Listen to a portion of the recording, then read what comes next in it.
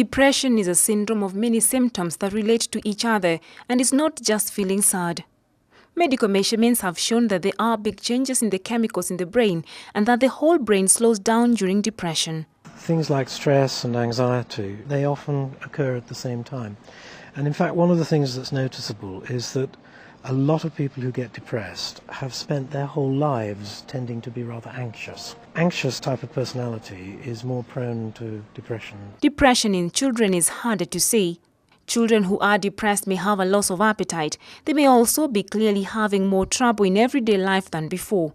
This can include sleep problems such as nightmares, new problems with behavior or grades at school, or being more agitated or easily irritable than usual. Signs and symptoms that show a person is suffering from depression vary from person to person, and they include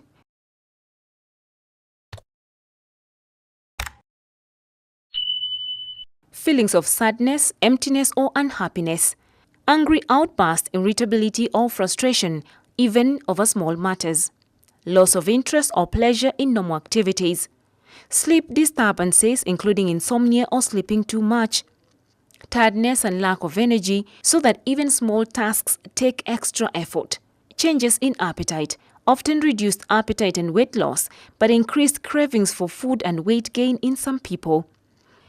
Anxiety, agitation, for example, excessive worrying, pacing, hand-wringing, or an inability to sit still. Slowed thinking, speaking or body movements, feelings of worthlessness or guilt, fixating on past failures or blaming yourself for things that are not your responsibility. Trouble thinking, concentrating, making decisions and remembering things. Frequent thoughts of death. Unexplained physical problems such as back pain or headaches.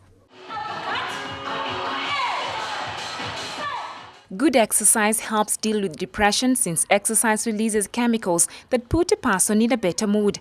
It is rare for one to be depressed without a cause. There's clearly a genetic component because it does run in families, you know.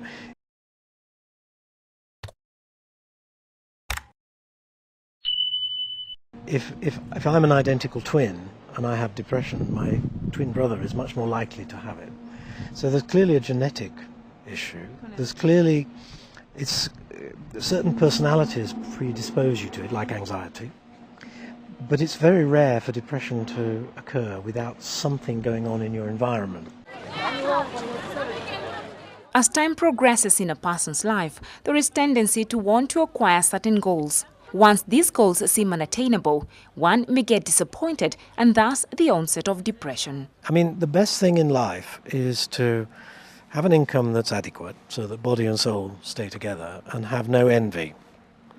Now, you get to that state and you're going to be a very happy person and probably enjoying your life enormous content.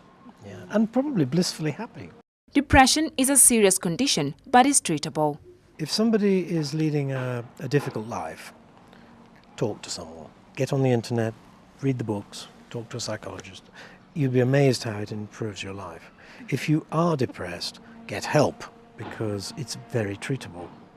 It really is. It may not be quick, but it is thorough. It will happen. Complications associated with depression may include excess weight or obesity, which can lead to heart disease and diabetes, alcohol or substance abuse, anxiety, panic disorder or social phobia, family conflicts, relationship difficulties and work or school problems, social isolation, and suicidal feelings.